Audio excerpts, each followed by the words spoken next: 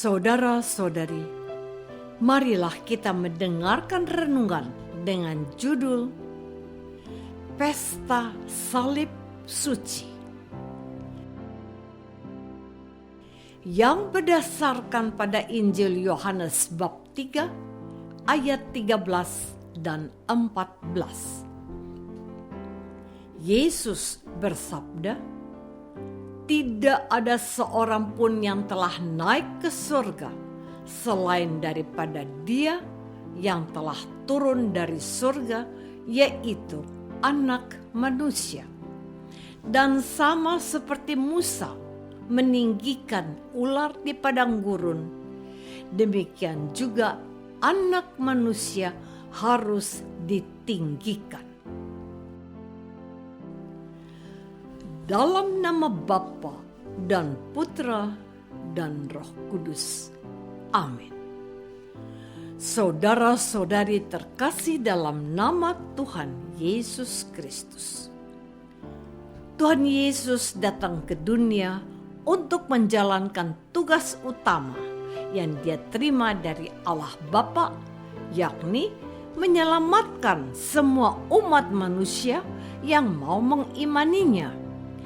Dalam melaksanakan tugasnya, Tuhan Yesus selalu terbuka dengan semua orang. Dia juga tidak segan-segan membagi ilmu tentang siapa Allah dan siapa dirinya, seperti yang terjadi antara Yesus dengan Nikodemus. Dalam sebuah percakapan antara Nikodemus dengan Yesus, seperti yang kita baca dalam Injil hari ini, Yesus bersabda, "Tidak ada seorang pun yang telah naik ke surga selain daripada Dia yang telah turun dari surga, yaitu Anak Manusia. Dan sama seperti Musa meninggikan ular di padang gurun, demikian juga Anak Manusia harus ditinggikan, supaya setiap orang yang percaya kepadanya beroleh hidup yang kekal. Karena begitu besar kasih Allah akan dunia ini, sehingga Ia telah mengaruniakan Anaknya yang tunggal, supaya setiap orang yang percaya kepadanya tidak binasa, melainkan beroleh hidup yang kekal. Sebab Allah mengutus Anaknya ke dalam dunia, bukan untuk menghakimi dunia, melainkan untuk menyelamatkannya oleh Dia." Saudara-saudari terkasih, Nikodemus adalah salah seorang Farisi yang terpandang. Sebagai orang Farisi yang ahli dalam memahami kitab suci, khususnya kitab-kitab Musa, Nikodemus dan orang-orang Farisi lainnya menjadi kelompok yang sangat disegani dan dihormati oleh orang-orang Israel. Nikodemus dan orang-orang Farisi lainnya memiliki kuasa dan wewenang dalam mengajarkan Allah yang benar. Maka hampir semua orang Farisi merasa dan meyakini dirinya sebagai wakil dari Allah dalam hal ajaran. Namun tanpa disadari, hal itu menjadi sebuah masalah besar dan serius bagi orang-orang Farisi. Sebab dengan pengetahuan dan keahlian yang mereka miliki dalam bidang agama, telah membuat mereka menjadi orang-orang sombong, sehingga menutup hati terhadap kehadiran dan karya Allah lewat Yesus, Putra Tunggalnya. Mereka tidak sadar bahwa di tengah-tengah mereka telah hadir Yesus, Putra Allah. Maka di hadapan Yesus, ilmu dan pengetahuan orang-orang Farisi menjadi sia-sia. sia-sia. Saudara-saudari terkasih, salah satu pembicaraan antara Tuhan Yesus dengan Nikodemus adalah peristiwa Musa meninggikan ular di padang gurun. Peristiwa itu sangat membekas dan tidak akan dilupakan oleh seluruh umat Israel dari masa ke masa.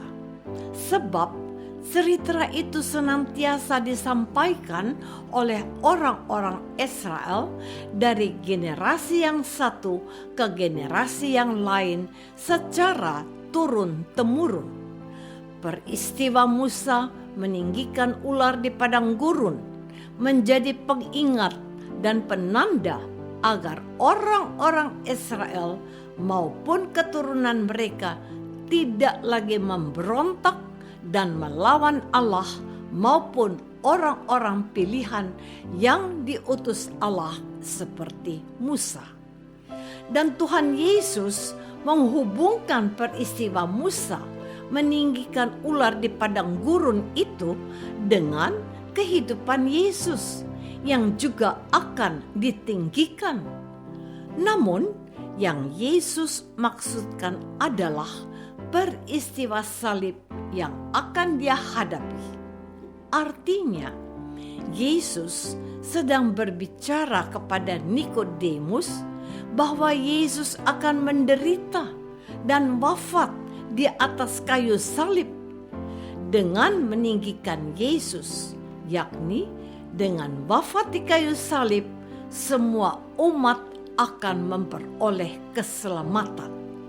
Maka semua umat beriman, termasuk orang Farisi dan para pemuka agama, harus percaya kepada Yesus. Saudara-saudari terkasih, hari ini Gereja Katolik di seluruh dunia merayakan pesta salib suci. Pesta salib suci hendak mengarahkan kita kepada Yesus yang tersalib.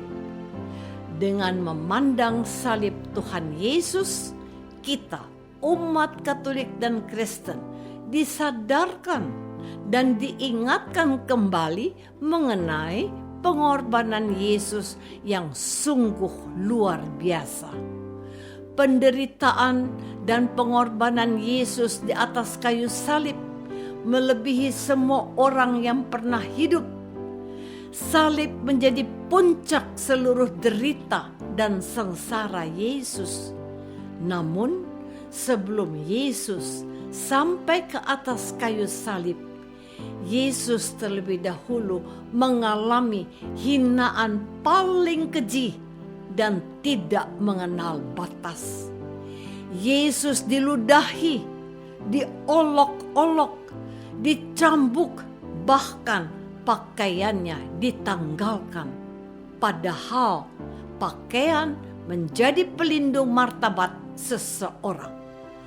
Orang yang ditelanjangi dengan cara yang tidak beradab dan kejam adalah tindakan merendahkan harga diri seseorang. Maka ketika kita mendapatkan perlakuan yang tidak adil atau tidak dihargai dan diabaikan orang lain, kita ingat dan sadar bahwa Tuhan Yesus yang kita imani sudah terlebih dahulu mengalaminya. Bahkan seluruh penderitaan yang kita alami saat ini belum sebanding dengan apa yang telah Yesus alami. Apakah selama ini kita sudah menyadari bahwa keselamatan Yesus akan anugerahkan kepada kita diperoleh lewat salib yang keji dan bengis? Marilah kita berdoa. Tuhan Yesus Kristus, Engkau ditinggikan di atas kayu salib supaya setiap orang yang memandang dan percaya kepadamu memperoleh hidup yang kekal.